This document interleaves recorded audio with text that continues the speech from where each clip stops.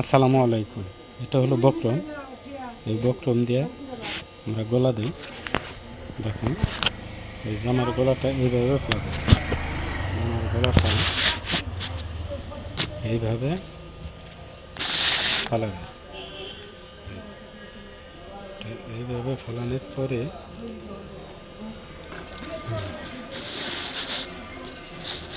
যখন ফেলাবেন এটা কাটবে।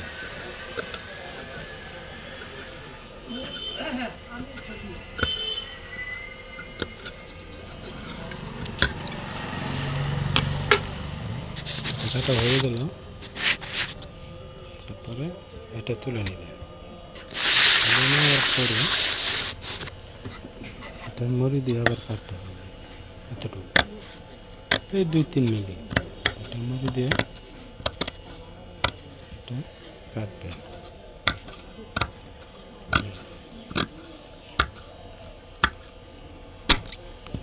হয়ে গেল।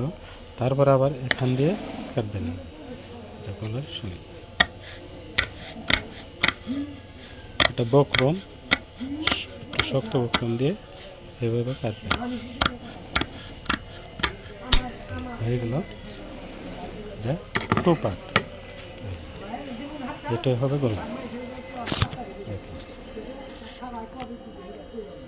এটাই হবে একটা জামার গলা। এইভাবে। তো এটা হলো পান গলা, খুব সুন্দর করে। এইভাবে আপনারাও গলা কেটে নেবেন। ঠিক আছে?